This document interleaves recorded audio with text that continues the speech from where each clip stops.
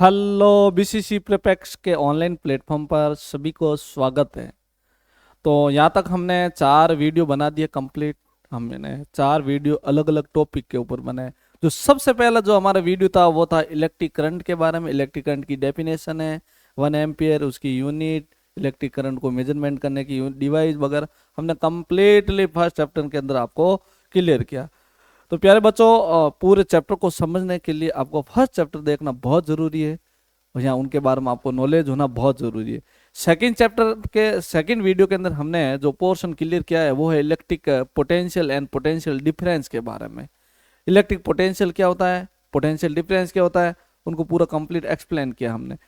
Third video जो हमने बनाया था वो ओम्स लॉ है। ओम्स लॉ दो लोगों को रिलेटेड करवाता है, इलेक्ट्रिक करंट और इलेक्ट्रिक पोटेंशियल को आपस में क्या कराता है, रिलेटेड करवाता है।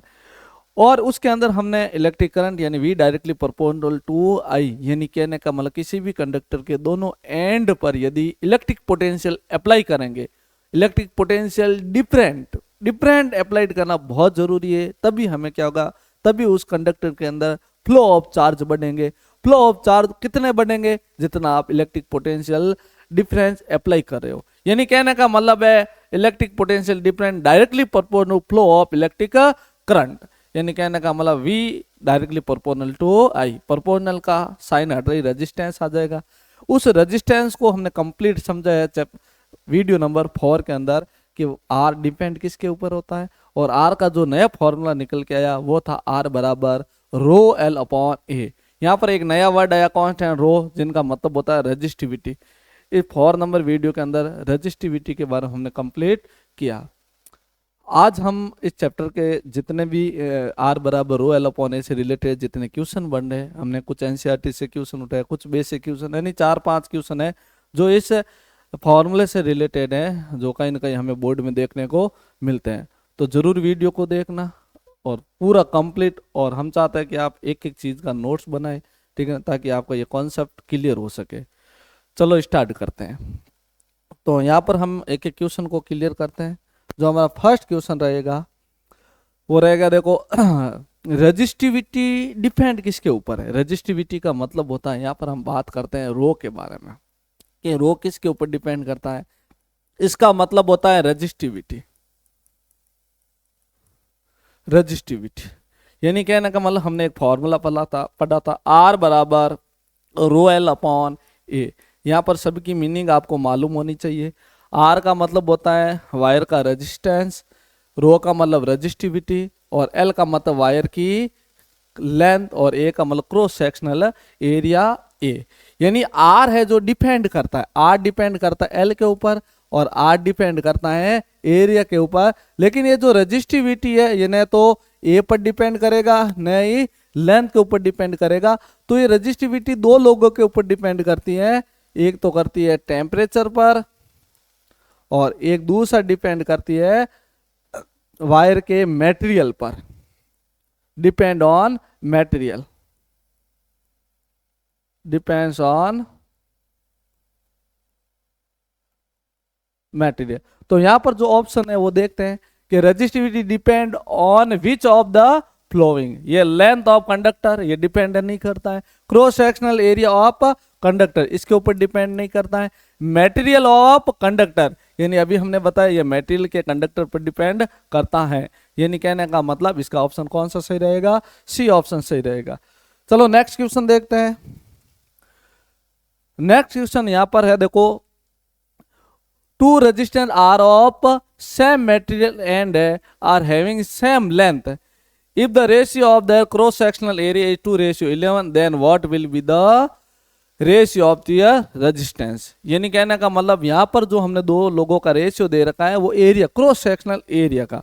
यहाँ पर हम इस तरीके से समझ सकते हैं, हमारे पास जैसे मान लो 2 वायर है और दोनों वायर सेम मटेरियल के, यानी कहने का मतलब यदि वायर एल्यूमिनियम के तो दोनों वायर एल्यूमिनियम के, या दोनों वायर है कॉपर के तो दोनों वायर किसके रहेंगे, कॉपर के वायर के रहेंगे, सेम मटेरियल के बने रहेंगे। तो सेम मटेरियल है, इनका मतलब इन दोनों की रेजिस्टिविटी तो सेम रहेगी। दोनों की क्या रहेगी, सेम रेजिस्टिविटी, क्योंकि रेजिस्टिविटी डिपेंड करती है मटेरियल के ऊपर। यदि आप मटेरियल चेंज करोगे तो उनकी रेजिस्टिविटी चेंज हो जाएगी। रेजिस्टिविटी यानी कहने का मतलब दोनों का जो रो है वो क्या रहेगा, सेम रहेगा। लेकिन इनका एरिया चेंज करने की वजह से दोनों वायर का रेजिस्टेंस चेंज हो जाएगा। यानी इन दोनों का जो वायर है, इनका वायर का मान लो, वायर का जो एरिया है वो A1 है, इनका मान लेते A2 है, मान लो। तो इनका रेजिस्टेंस, इनका R1 है, इनका जो रेजिस्टेंस है वो क्या है, R2। तो देखो इनका आपको फॉर्मूला बहुत जरूरी याद होना है। अभी हमने पीछे करवाया था, R इजिकल टू क्या पढ़ेंगे, R equal to rho L upon A। यदि हम यहाँ पर फर्स्ट वायर की बात करें, फर्स्ट वायर की बात करें तो रेजिस्टेंस कितना रहेगा, R1 इजिकल टू रो, इनका सेम है, वायर सेम लेंथ है, इनकी लेंथ भी क्या है, सेम है, लेकिन इनका एरिया क्या है, चेंज है। इक्वेशन नंबर फर्स्ट, ठीक है ना। आगे हम बात करेंगे सेकंड वायर की। सेकंड वायर की, सेकंड वायर के लिए बात करें तो R2 इजिकल टू, इनकी रेजिस्टिविटी रो तो क्या रहेगी, सेम रहेगी, इस वायर की लेंथ भी सेम रहेगी, लेकिन इसमें एरिया क्या रहेगा, चेंज रहेगा, जो A2 है। Equation number second. अब ऐसे क्वेश्चन को करने के लिए हम क्या करेंगे, दोनों को आपस में डिवाइड कर देंगे, equation first upon equation second. तो डिवाइड करते हैं इसको, R1 upon R2 equal to rho L upon A1, upon में इक्वेशन सेकंड लिखो, क्या हो जाएगा, रो L अपॉन A2। काफी स्टूडेंट कंफ्यूज रहते हैं, इनका इन्वर्टेड कैसे करते हैं।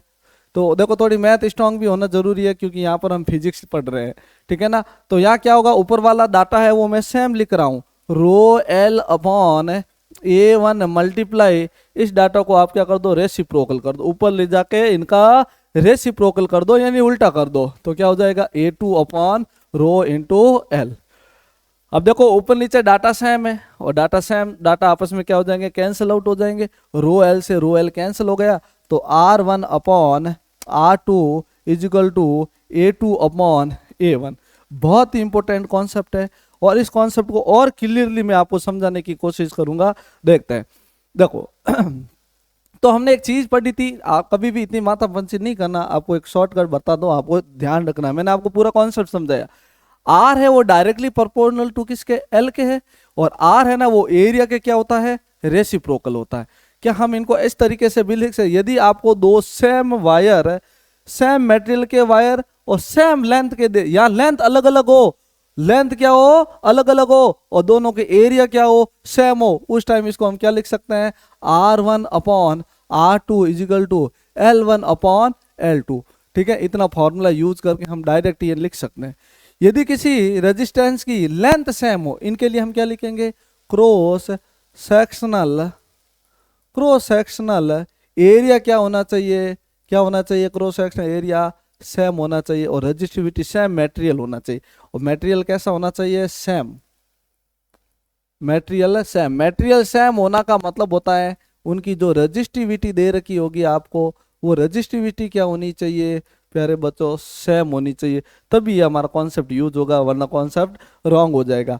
यहाँ पर देखो एरिया उल्टा है, तो मान लेते R1 अपॉन R2 होगा, तो सामने एरिया उल्टा, तो एरिया को उल्टा कर दो, A1 अपॉन A2 नहीं करना है, A2 अपॉन A1 करना। यही कौन सा, इसके अंदर क्या रहेगा, लेंथ सेम होनी चाहिए, इसके अंदर क्या होनी चाहिए, लेंथ क्या होनी चाहिए, सेम होनी चाहिए। और दूसरा कॉन्सेप्ट तो ये यूज हो गई, और हमारे क्वेश्चन के अंदर ये वाली बात पूछी गई, तो हम शायद यहाँ पर डायरेक्ट ये वाला यूज कर सकते हैं। मैंने आपको समझाया कि भाई ये किस तरीके से हमारा कॉन्सेप्ट है, यूज है हो रहा है। अब इसी के बेस में हम क्वेश्चन कर रहे हैं। देखो इनका जो एरिया A1 और A2 वो दे रखा है, A1 और A2 का रेशियो कितना दे रखा है।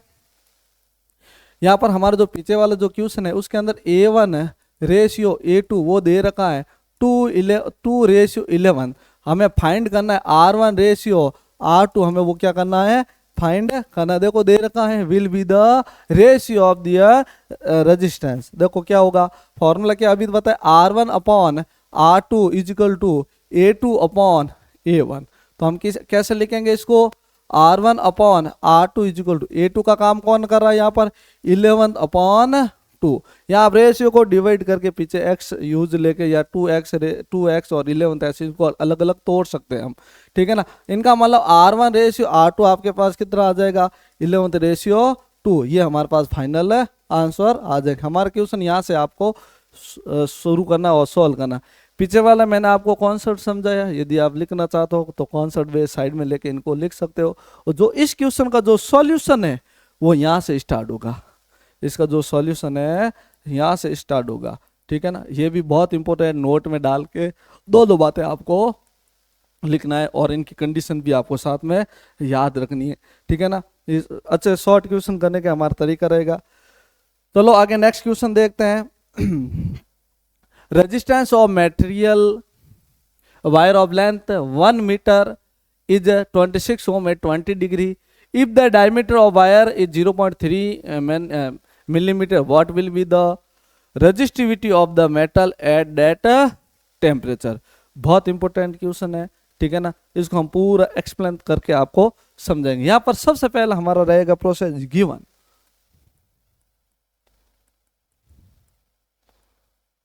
गिवन क्या क्या देखते हैं, थोड़ा बड़ा करते हैं। देखो सबसे पहले हम लिखेंगे गिवन क्या क्या है इसके अंदर। गिवन गिवन क्या दे रखा है, सबसे पहले इनकी लेंथ दे रखी है, लेंथ यानी एल कितनी दे रखी है 1 मीटर, और इनका जो रेजिस्टेंस है जो आर है वो दे रखा है 26 ओम दे रखा है। इफ द डायमीटर, वायर की जो डायमीटर है, डायमीटर का मतलब डी दे रखा है 0.3 mm, और 0.3 mm को यदि, और एक बात ध्यान रखना, यानी 1 mm के अंदर यानी 1 मिलीमीटर के अंदर 10 की पावर -3 मीटर होता है। ये भी आपको ध्यान है, ऐसे क्वेश्चन बहुत ज्यादा देते हैं। एक होता है 1 माइक्रोमीटर में कितना होता है 10 की पावर -6 मीटर होता है, ये आपको याद रखना पड़ेगा। अब इन डाटा को चेंज कर देते हैं पहले से। 0.3 मिलीमीटर को हम 10 की पावर -3 मीटर, यानी मिलीमीटर के जगह मैंने 10 की पावर -3 मीटर यूज लिया है। अब ये डायमीटर है, इनको हम चाहे तो रेडियस में कन्वर्ट कर सकते हैं। तो इनका रेडियस क्या होता है, हमेशा डायमीटर का कितना होता है हाफ होता है। 0.d के जगह लिख रहा हूं वापस वैल्यू 0.3 इंटू 10 की पावर -3/2। एक बार डाटा मैं यहाँ तक रख रहा हूँ, आगे हम सॉल्व नहीं कर रहे हैं, हम आगे फॉर्मूले के अंदर इसको अप्लाई करेंगे। और क्या दे रखा है कि व्हाट विल बी द, हमें क्या फाइंड करना, resistivity of material at the temperature, ठीक है ना। इसकी रेजिस्टिविटी फाइंड करनी है, हमें रो फाइंड करना है। क्या फाइंड करना है इसका, रेजिस्टिविटी। और रेजिस्टिविटी को हम किससे लिखते हैं, रो से लिखते हैं, ये हमें फाइंड करना है। तो आपको फॉर्मूला मालूम होगा, फॉर्मूला क्या आता है इसका, फॉर्मूला आर बराबर क्या हो जाएगा, is equal to rho L upon A, ये हमें फॉर्मूला यूज करना है। तो डाटा रख, पहले हम यहाँ से रो को अरेंज करते हैं। रो क्या हो जाएगा बताओ, रो इजिकल टू, रो को एक जगह रख दो, R multiply A, R multiply A upon में क्या हो जाएगा एल, यानी ये लेंथ कहाँ चला जाएगा, इसके नीचे चला जाएगा। चलो इसी डाटा का यूज करते हैं हम। रो इजिकल टू, जो रेजिस्टेंस दे रखा वो 26 ओम दे रखा है, और एरिया का जो फॉर्मूला था वो क्या होता है पाई आर स्क्वायर। यहाँ पर रेडियस हम छोटी ले लेते हैं, ठीक है, क्योंकि ओम रजिस्टर के लिए हमने आर यूज ले रहे हैं वो बड़ा वाला। अपॉन में जो लेंथ दे रखी है वो कितनी दे रखी है 1। तो रो इजिकल टू 26 इंटू पाई की वैल्यू हमें लेनी है 3.14 इंटू, और जो रेडियस दे रखी है वो कितनी है 0.3 इंटू 10 की पावर -3/2 का होल स्क्वायर। अब देखो आपको कैलकुलेशन आनी चाहिए, इसमें कैलकुलेशन वाला हिसाब किताब ज़्यादा रहता है। देखो रो इजिकल टू 26 मल्टीप्लाई 2 पॉइंट हटा देते हैं यहाँ से, 314, पीछे कितने लग जाएंगे 100 इंटू, अब स्क्वायर की वजह से इनको डबल बार लिख देते हैं भाई, जैसे 0.3 इंटू 0.3 और 10 की पावर -3 इंटू 10 की पावर -3 को 2 बार लिखे तो -3 और -3 कितने हो जाएंगे भाई 3 इंटू 2, यानी -3 इंटू 2 कितने हो जाएंगे 6, और 2 का स्क्वायर कितना हो जाएगा 4 हो जाएगा। यदि हम इनको और सॉल्व करने की कोशिश करें, इसको 2 से डिवाइड करें कितना होगा 2 होगा, इनको 2 से डिवाइड करें कितना हो जाएगा 157 हो जाएगा। इनको 2 को इससे डिवाइड करते हैं कितनी बार गया 3 टाइम्स बार गया, ठीक है। बाकी वाले जितने भी पॉइंट है वो हटा देते हैं, 13 इंटू 157 इंटू, इनको मल्टीप्लाई करो 0.09 इंटू 10 की पावर -6, और जो 100 है वो भी ऊपर चले जाएंगे, इसको हम लिख देंगे 10 की पावर -2। भाई 100 को 10 की पावर 2 लिख सकते हैं, ऊपर जाएंगे तो क्या हो जाएंगे -2। जब इनको पूरा कंप्लीट आप सॉल्व करोगे 1.84 इंटू 10 की पावर, इसके जो आंसर मिलेंगे 10 की पावर 6 ओम मीटर इनके हमें क्या मिलेंगे, आंसर मिलेंगे। एक बार आप इनको पूरा कैलकुलेशन करके चेक करना, ठीक है ना। तो यहाँ पर आंसर आएंगे, माइनस में रहेंगे आंसर, ठीक है। अब देख तो ये जो थोड़ा आपको पता चलना चाहिए कि इसकी यूनिट क्या होती है, रजिस्टिविटी की यूनिट क्या होती है, ये भी साइड में लिख देता हूँ। कुछ आपको इसके अंदर फिजिक्स में ये फायदा, आप डाटा दे के यानी पीछे की यूनिट दे के आपको पता कर सकते हो कि रेजिस्टेंस की, जब पीछे ओम आ गया तो आप समझ लेना ये रेजिस्टेंस है। जरूरी नहीं है हर जगह आर दे रखा हो, डाटा चेंज कर देगा। जैसे P इजिकल टू 10 ओम, तो आप कंफ्यूज नहीं हो, P इजिकल टू 10 ओम है तो वो P है ना, वो रेजिस्टेंस का काम कर रहा है। कहीं कहीं एक बार क्वेश्चन बोर्ड के अंदर आया था Q equal to 25 ohm metre. अब ओम मीटर है तो ये यूनिट किसकी है, रजिस्टिविटी के, इनका मतलब वो Q है ना, वो रजिस्टिविटी का काम कर रहा है। तो कुछ लोग छोड़ के आ जाते कि ये क्वेश्चन कहाँ से आ गया। तो जरूरी नहीं है सेम टू सेम बुक वाला क्वेश्चन हुआ है, डाटा चेंज हो सकते हैं इनके अंदर, तो क्वेश्चन होते हैं डाटा चेंज होते हैं, इसमें प्रैक्टिस करनी पड़ेगी। रजिस्टिविटी, रजिस्टिविटी की जो यूनिट होती है वो क्या होती है, आपको ध्यान रखना पड़ेगा, ओम इंटू मीटर होती है, ये बात आपको ध्यान रखना है, ठीक है। तो यहाँ पर इस क्वेश्चन को इस तरीके से आपको करना है, ठीक है ना। यहाँ पर भी आपने डाटा रख दिया तो आपको नंबर मिल जाएंगे। फाइनल आंसर तो आपको निकालने की कोशिश करना है क्योंकि इनके कैलकुलेटिव बहुत ज्यादा है। तो नेक्स्ट क्वेश्चन 4 नंबर देखते हैं। A wire of given material having length, मान यहाँ पर लेंथ है वो L दे रखी है, यहाँ पर लेंथ है L, and area of cross sectional A has a resistance of four ohm, what would be the resistance of another wire of the same material having length 1/2 and area cross sectional 2 है।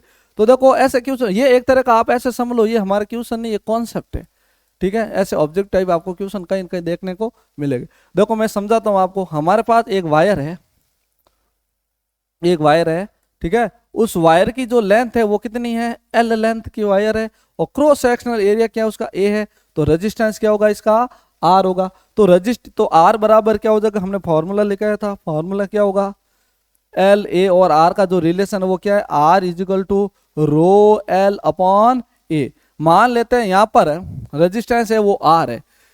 अब equation इसको मैं first they रहा हूं। अभी अगला next देखो portion क्या पूछ रहा है, सेम मटेरियल होना चाहिए, तो सेम मटेरियल है तो दोनों मटेरियल की रजिस्टिविटी सेम होगी, क्यों भाई, क्योंकि मटेरियल सेम है तो रजिस्टिविटी सेम होगी, क्योंकि रजिस्टिविटी मटेरियल और टेम्परेचर पर डिपेंड करते हैं, फिक्स कर लो। यानी मैं यहाँ पर बार बार एक ही बात कर, रजिस्टेंस और रजिस्टिविटी में फर्क है। रजिस्टेंस डिपेंड करता है L और A पर, और रजिस्टिविटी किस पर डिपेंड करता है, एक तो जो आप मटेरियल कौन सा ले रहे हो, मटेरियल का मतलब आप वायर कौन सा ले रहे हो, आप कॉपर का वायर ले रहे हो, सिल्वर का वायर ले रहे हो, एल्यूमिनियम का वायर ले रहे हो, आयरन का वायर ले रहे हो, उस पर डिपेंड करता है, क्योंकि उन सब मटेरियल की रजिस्टिविटी अलग अलग होती है। और किसके ऊपर डिपेंड करता है, ये टेम्परेचर पर भी डिपेंड करता है, ये भी टेम्परेचर के ऊपर भी डिपेंड करता है, ठीक है ना। ये बात बहुत इंपॉर्टेंट है, ठीक है ना, कहीं कहीं आपको ये देखने को मिलेगी। अब ने हमने क्या किया, इसका क्रॉस सेक्शन एरिया इसका डबल कर दिया, A से 2A कर दिया, तो आपको मालूम एरिया बढ़ गया इसका, ठीक है ना। पहले 2A था, अब कितना हो गया इसका, 2A हो गया। पहले लेंथ L थी, इसको कंप्रेस कर दिया, कंप्रेस करने पर L है वो कितनी हो गई, L अपॉन 2 हो गई, और पहले रेजिस्टेंस R था। अब आपको मालूम इनकी लेंथ भी चेंज हुई है, एरिया भी चेंज हुआ, तो रेजिस्टेंस भी चेंज होगा। मान लेते हैं इनका रेजिस्टेंस क्या होगा, R डैश। इसके हिसाब से फॉर्मूला बनाओ, R डैश इजिकल टू, रो तो चेंज होगा नहीं, L कितनी हो गई, L अपॉन 2, पहले L थी अब कितनी हो गई, L अपॉन 2 हो गई। एरिया पहले कितना था, A, अब कितना हो गया, 2A। तो R डैश इजिकल टू, देखो 2 इंटू 2 कितना हो जाएगा, 4, रो L अपॉन 4A हो जाएगा, ठीक है।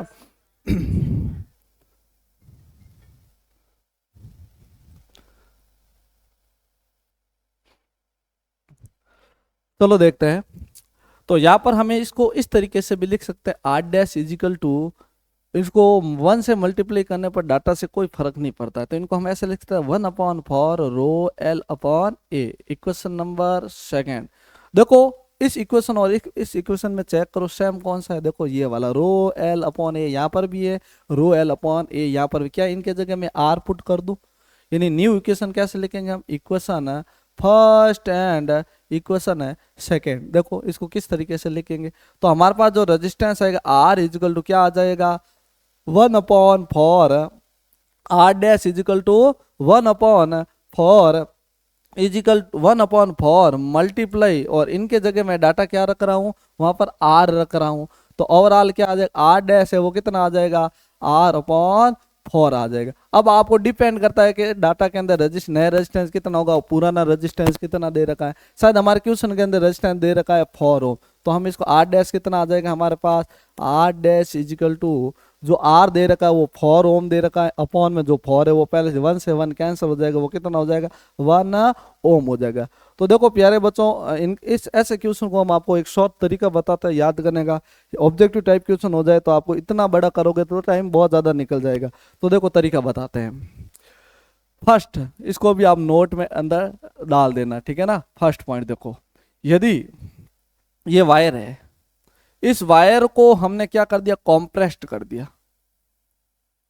कॉम्प्रेस्ड कर दिया, यानी एल लेंथ का वायर है, आर रेजिस्टेंस है, एरिया ए और रजिस्टिविटी इन दो, इनके ये नहीं कहने का मतलब रजिस्टिविटी इस मटेरियल की है वो है रो है। जैसे ही मैं इनको कॉम्प्रेस्ड करूंगा, कॉम्प्रेस्ड करने पर इनकी लेंथ आधी हो गई, L/2 हो जाती है, और एरिया डबल हो गया, ए से 2a हो गया, और नया रेजिस्टेंस है मान लो वो R डैश है, तो वो R डैश आप कितना बताओ, R डैश बराबर R/4 हो जाएगा, यानी कहने का मतलब 1/4 टाइम्स हो जाएगा पुराने वाले रेजिस्टेंस का। इसको बोलने का तरीका हम ऐसे भी लिख सकते हैं, R डैश बराबर 1/4 पोर्शन किसका, पुराने वाले रजिस्टर का। इसका उल्टा पूछा जाएगा, सेकंड पोर्शन ये पूछा जाएगा, वही सेम प्रोसेस है, ठीक है ना। इसकी लेंथ है वो कितनी है, L है, एरिया कितना है, A है, और रेजिस्टेंस कितना है इसका, R है। यदि इनको हम क्या कर दे, स्ट्रेच कर दे, यानी इसको खींच दे, इसको टेंशन दे दे, ठीक है, इसको खींच दिया गया, खींचने पर इनकी जो लेंथ थी L से कितनी हो गई, इसकी लेंथ है वो डबल हो गई, 2L लेंथ हो गई, एरिया कितना हो गया, आधा हो गया, A/2 हो गया, और इनकी रजिस्टिविटी में कोई फर्क नहीं पड़ेगा, लेकिन रजिस्टेंस चेंज हो जाएगा, वो कितना हो जाएगा R डैश। जो रजिस्टेंस जो R डैश आएगा वो आएगा 4 टाइम्स ऑफ पुराने रजिस्टेंस R का। आप सोचो ना, लेंथ बढ़ने पर रजिस्टेंस बढ़ता है, हाँ बिल्कुल रेजिस्टेंस बढ़ता है। कितना टाइम्स बढ़ जाएगा, 4 टाइम्स। कब बढ़ेगा, जब ये कंडीशन दे रखी होगी।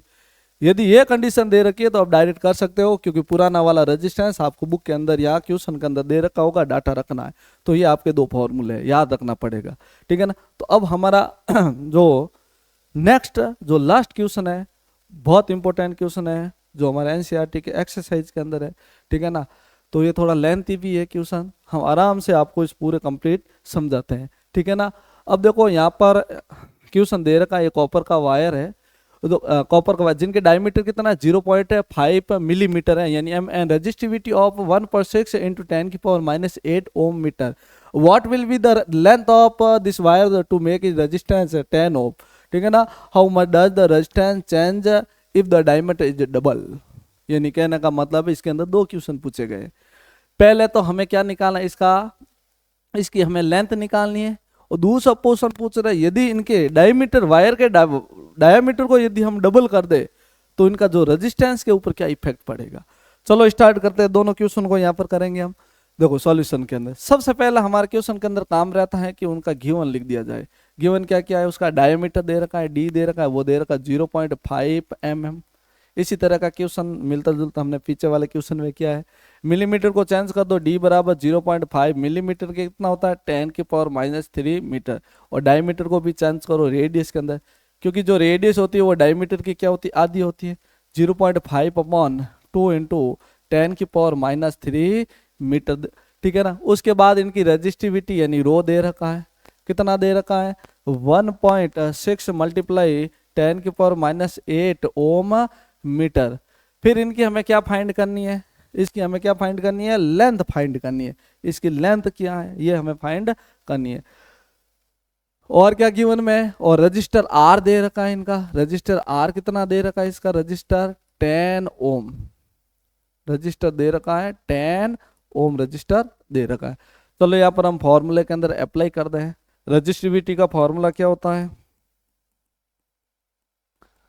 रजिस्टिविटी यानी रो के लिए हम बात करेंगे, R इजिकल टू क्या हो जाएगा, रो L/A। हमें R दे रखा है, L दे रखा है, क्रॉस सेक्शनल एरिया जो फॉर्मूला अप्लाई करेंगे πr इसको, और जिनके अंदर रेडियस की वैल्यू यहाँ से हम जो गिवन में है वो पुट कर देंगे।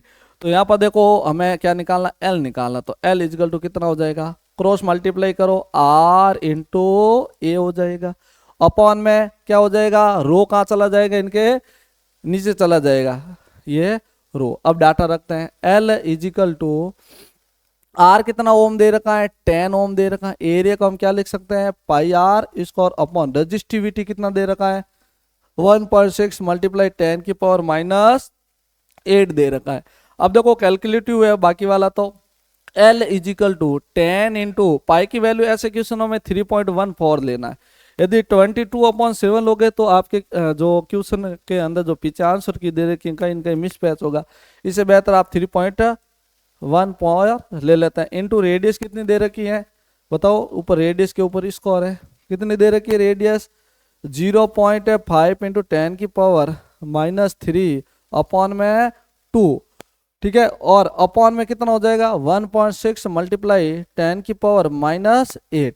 चलो इसको कैलकुलेटिव है, इस पोर्शन को हम सॉल्व करते हैं। L इजिकल टू क्या हो जाएगा, 10 इंटू 3.14 का जो पॉइंट है वो हटा देते हैं, ठीक है ना, यहाँ इसको पॉइंट में ही रहने देते हैं एक बार, 3.14 अपॉन में 1.6 मल्टीप्लाई 10 की पावर माइनस 8 मल्टीप्लाई स्कोर को अंदर भेजते हैं, 0.5 का स्कोर कितना हो जाएगा 0.025, कितना हो जाएगा 0.05, 0.25 इंटू 10 की पावर माइनस 3 का कितना हो जाएगा 6 हो जाएगा, 3 इंटू 2 6 अपॉन में कितना हो जाएगा 4 हो जाएगा, ठीक है। अब देखो जो कटने वाले वो काट लेते हैं भाई, 2 से कटेगा 2, 4 2 बार कटेगा, ये 5 बार कटेगा, और 2 को इसको कैंसिल होगा कितनी बार 1.57 बार कट जाएगा, ठीक है।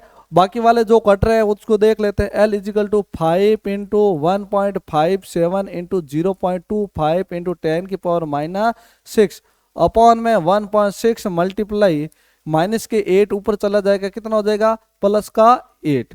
जब इसका कंप्लीटली आप सॉल्व करोगे, जो इस वायर की जो लेंथ आएगी 122.7 मीटर आपको आंसर मिलेगा। हम चाहते हैं कि आप इसको पूरा कैलकुलेशन को सॉल्व करो तो आपको ये आंसर मिल जाएगा 122.7 मीटर, ये हमारे इस लेंथ मिल जाएगी वायर की, ठीक है ना।